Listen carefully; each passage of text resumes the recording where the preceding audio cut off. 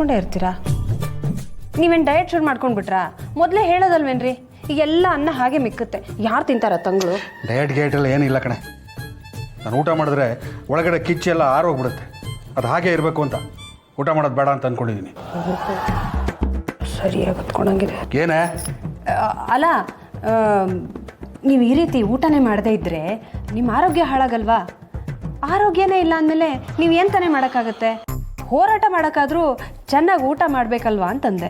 ನಿಮ್ಮ ಅತ್ತೆ ಮಾವಂಗೆ ಹುಚ್ಚಿಡ್ದಿದೆ. ಒಳ್ಳೆ ರಣ ಹದ್ದುಗಳ ಥರ ನನ್ನನ್ನು ಕುಕ್ಕಿ ತಿನ್ನಬೇಕು ಅಂತ ಅಂದ್ಕೊಂಡಿದ್ದಾರೆ. ನಾನು ಸ್ವಂತ ಮನೆ ಕಟ್ಟಿದ್ದೀನಲ್ಲ, ಅದಕ್ಕೆ ನನ್ನ ಹತ್ರ ದುಡ್ಡಿದೆ. ಅವ್ರ ಶೆಡ್ಡನ್ನು ಕಿತ್ತಾಕಿ ಹೊಸ ಮನೆ ಕಟ್ಟೋಣ ಅಂತ ಪ್ಲ್ಯಾನ್ ಮಾಡಿದ್ದಾರೆ. ನನ್ನೊಂದು 2 ಲಕ್ಷ ಖರ್ಚಾದ್ರೂ ಪರವಾಗಿಲ್ಲ, ಅವ್ರಿಗೆ ಬುದ್ಧಿ ಕಲಿಸ್ತೀನಿ ನೋಡು. ಆದರೆ ಈ ಸದ್ಯಕ್ಕೆ ನಿಮ್ಮನ್ನು ನೋಡಿದ್ರೆ ಎಲ್ಲೋ ಹೋಗಿ ಯಾರ ಹತ್ರನೂ ಕುಂಕುಮಾರ್ಚನೆ ಮಾಡಿಸ್ಕೊಂಡು ಬಂದಂಗಿದೆ. ಏನಾಯಿತು? ಅಮ್ಮನ ಹತ್ರ ಹೋಗಿದ್ದೆ. ಅಮ್ಮ ನಮ್ಮನ್ನು ನೋಡ್ತಿದ್ದಾಗೆ ಕರ್ಗೋಗಿ ಅಪ್ಪನ ಹತ್ರ ಮಾತಾಡಿ ಕೇಸ್ ವಾಪಸ್ ತಗೊಳಕ್ಕೆ ಹೇಳ್ತಾರೆ ಅಂತ ಅಂದ್ಕೊಂಡ್ರೆ ನಮಗೆ ಬೈದು ಕಳಿಸಿದ್ರು. ಜೊತೆಗೆ ಆ ದತ್ತುಪುತ್ರ ಬೇರೆ. ಎಲ್ರಿಗೂ ದುಡ್ಡಿನ ಪಿಚಾಚಿ ಹಿಡಿದಿದೆ. ಹಿಡೀಲಿ ಬಿಡ್ರಿ, ಇಷ್ಟು ದಿವಸ ನಿಮ್ಗೆ ಹಿಡ್ದಿತ್ತು, ಈಗ ಅವ್ರಿಗೆ ಹಿಡ್ದಿದೆ. ಏನೀಗ? ನೀನೆಲ್ಲ ಅವ್ರನ್ನ ಬಿಟ್ಕೊಡ್ತೀಯ? ನಡಿ ಊಟಕ್ಕೆ. ಈಗ ತಾನೇ ಕಿಚ್ಚು ಆರೋಗುತ್ತೆ, ಊಟ ಮಾಡಲ್ಲ ಅಂದ್ರೆ? ಸುಮ್ಮನೆ ತಲೆ ತಿನ್ಬೇಡ ಕಡೆ, ಹೋಗೆ. ಲಕ್ಷ್ಮಿ, ಏನಾಯ್ತು?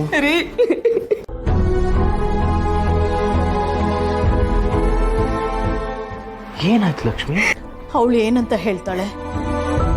ನಿಮ್ಮ ಮಕ್ಕಳು ಬಂದಿದ್ರು, ಅವ್ರು ಆಡಿದ ಮಾತುಗಳಿಗೆ ಲಕ್ಷ್ಮಿ ಆಗಿದ್ದಕ್ಕೆ ಸಹಿಸ್ಕೊಂಡ್ಲು.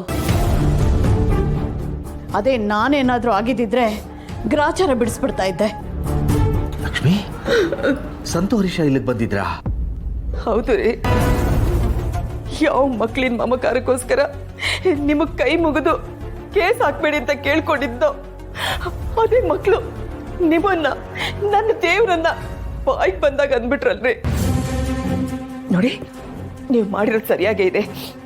ಇನ್ಮೇಲೆ ನಾನು ನಿಮ್ಮ ಜೊತೆ ಕೋರ್ಟಿಗೆ ಬರ್ತೀನಿ. ಬೇಡ ಲಕ್ಷ್ಮಿ, ಕೋರ್ಟ್ ವಿಷಯನ ನಾನು ನೋಡ್ಕೊಳ್ತೀನಿ. ನೀನು ಅಲ್ಲಿಗೆ ಬರೋದು ಬೇಡ. ಬೇಡ ಅನ್ಬೇಡಿ, ನಾನು ನಿಮ್ಮ ಜೊತೆಗೆ ಬರ್ತೀನಿ. ಹೆತ್ತ ತಂದೆ ಅನ್ನೋ ಒಂದು ಮಮಕಾರನು ಇಲ್ಲದೆ ನಿಮ್ಮನ್ನ ಬಾಯಿ ಬಂದಾಗ ಅಂದವ್ರಿಗೆ ನಾವಿಬ್ಬರು ಸೇರಿ ಬುದ್ಧಿ ಕಲಿಸ್ಬೇಕು. ನಾನು ಖಂಡಿತ ಕೋರ್ಟಿಗೆ ಬರ್ತೀನಿ. ಲಕ್ಷ್ಮಿ, ಕೋರ್ಟಲ್ಲಿ ಅವ್ರು ಆಡೋ ಮಾತನ್ನ ನಿನ್ನ ಕೈಲಿ ಸಹಿಸ್ಕೊಳಕ್ಕಾಗಲ್ಲ. ಅಪ್ಪ ಅಮ್ಮನಿಗೆ ಎಷ್ಟು ಹೊಟ್ಟೆ ಉರಿಸ್ತಾ ಇರೋರಿಗೆ ಭಗವಂತನೇ ಪಾಠ ಕಲಿಸ್ತಾನೆ. ನೋಡು, ಕೋರ್ಟನ್ನು ನಾನು ನೋಡ್ಕೊಳ್ತೀನಿ. ನೋಡಿ, ನಿಮ್ಮ ಮಕ್ಕಳ ಮೇಲೆ ಕೇಸ್ ಹಾಕೋ ನಿರ್ಧಾರ ಮಾಡಿ ನೀವು ಒಳ್ಳೆ ಕೆಲಸ ಮಾಡಿದ್ದೀರಾ. ತಂದೆ ತಾಯಿ ಅಂದರೆ ಏನು, ಕಳ್ಳ ಸಂಬಂಧ ಅಂದರೆ ಏನು ಅನ್ನೋದೇ ಅವ್ರು ಮರ್ತು ಹೋಗಿದ್ದಾರೆ. ನೀವು ಅವ್ರಿಗೆ ತಕ್ಕ ಪಾಠ ಕಲಿಸ್ಬೇಕು. ಮನೆ ಹತ್ರ ಹೋಗಿ ಅಮ್ಮನ ಹತ್ರ ಜಗಳ ಮಾಡ್ಕೊಂಡು ಬಂದ್ರಂತೆ.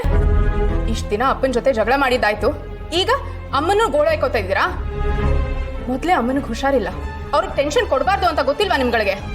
ಹೌದು, ನಾವು ಅವ್ರಿಗೆ ಟೆನ್ಷನ್ ಕೊಡಬಾರ್ದು, ಅವ್ರು ಮಾತ್ರ ನಮ್ಗೆ ಟೆನ್ಷನ್ ಕೊಡ್ತಾನೆ ಇರ್ಬೇಕು ಅಲ್ವಾ? ಅದು ಹಾಗಲ್ಲ ಹರೀಶ್.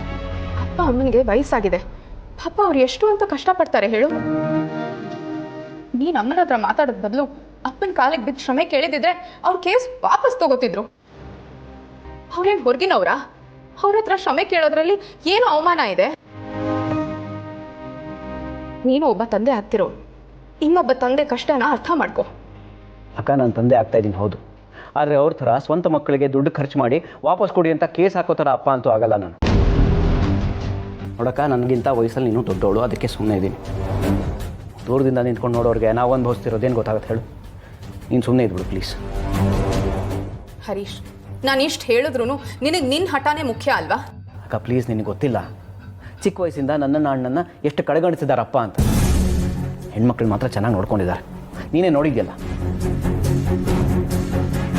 ಅದೇನಾಗುತ್ತೋ ನೋಡ್ಕೊಳ್ಳೋಣ, ಕೋರ್ಟೇ ಡಿಸೈಡ್ ಮಾಡಲಿ. ಬಾಬಾ, ಮನೆ ವಿಷಯ ಕೋರ್ಟ್ ತನಕ ಹೋಗೋದು ಏನು ಚಂದ ಹೇಳಿ? ಅಲ್ಲ, ನಿಮ್ಮಿಬ್ರು ಮಾವನ ಮುಂದೆ ಕೂತು ಮಾತಾಡಿ ಒಂದು ತೀರ್ಮಾನಕ್ಕೆ ಬನ್ನಿ, ಎಲ್ಲ ಸರಿ ಹೋಗ್ತದೆ. ಇಲ್ಲ ಗೌಡ್ರೆ, ನಾವು ಅವ್ರ ವಿರುದ್ಧ ಕೋರ್ಟ್ಗೆ ಹೋಗಿರೋದಲ್ಲ, ಅವರು ನಮ್ಮ ವಿರುದ್ಧ ಕೋರ್ಟ್ಗೆ ಹೋಗಿರೋದು.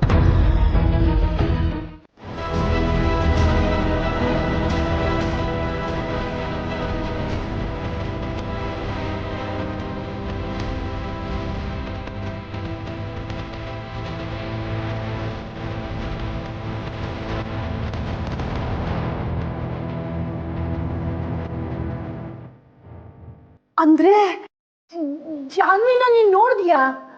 ಹೌದು ಶಾಂತಮ್ಮ. ನನಗೇನು ನಂಬಿಕೆ ಬರ್ತಿಲ್ಲಪ್ಪ. ಅಲ್ಲ ಅದು ಯಾವಾಗಲೂ ಅವಳು ಯೋಚನೆಯಲ್ಲೇ ಇರ್ತೀಯಲ್ಲ, ಹೀಗಾಗಿ ಯಾರನ್ನೋ ನೋಡಿ ಹಾಗೆ ಅಂದ್ಕೊಂಡಿದ್ಯೇನೋ ಅಂತ ಅನ್ನಿಸ್ತು. ಸಾಧ್ಯನೇ ಇಲ್ಲ ಶಾಂತಮ್ಮ. ಶಾಂತಮ್ಮ, ಇಷ್ಟು ದಿವಸ ಅವ್ರ ಜೊತೆ ಬಾಳಿ ಬದುಕ್ತವ್ ನಾನು. ಅವ್ರ ಉಸಿರಿನ ಪ್ರತಿ ಏರಿಳಿತಾನು ಜಯಂತನ ಗೊತ್ತಿದೆ. ಅವ್ರ ಹೆಜ್ಜೆ ಗುರುತಿನ ರಂಗೋಲಿ ನನ್ನ ಹೃದಯದಲ್ಲಿ ಇನ್ನೂ ನಗ್ತಾ ಇದೆ ಶಾಂತಮ್ಮ. ಅಂಥದ್ರಲ್ಲಿ ನಾನು ಇನ್ಯಾರನ್ನೋ ನೋಡಿ ಜಾನ್ಯವರು ಅಂತ ಅನ್ಕೊಂಡ್ಬಿಡ್ತೀನ? ಸಾಧ್ಯನೇ ಇಲ್ಲ. ನನಗೀಗ ನಂಬಿಕೆ ಬಂದಿದೆ ಶಾಂತಮ್ಮ. ಇಷ್ಟು ದಿವಸ ನನಗೆ ಎಲ್ಲೋ ನಾನೇ ಹುಚ್ಚುಚ್ಚಾಗೇನೋ ಅನ್ಕೋತಿದ್ದೀನೋ ಅಂತ ಅನಿಸ್ತಾ ಇತ್ತು. ನೋಡಿ, ಜಾನ್ಯವರು ನನ್ನ ಸುತ್ತಮುತ್ತನೇ ಇದ್ದಾರೆ, ಬದುಕಿದ್ದಾರೆ, ಆದಷ್ಟು ಬೇಗ ನಂಗೆ ಸಿಗ್ತಾರೆ. ಜಯಂತನ ನಾಲ್ಗೆ ಅವನಿಗೆ ಸುಳ್ಳು ಹೇಳ್ಬೋದು ಶಾಂತಮ್ಮ, ಆದರೆ ಅವನ ಮನಸ್ಸು ಅವನಿಗೆ ಯಾವತ್ತೂ ಸುಳ್ಳು ಹೇಳಲ್ಲ. ಈಗ ಇಷ್ಟು ದಿವಸ ನಾನು ಅವ್ರು ಸಿಗ್ತಾರೋ ಇಲ್ವೋ ಅಂತ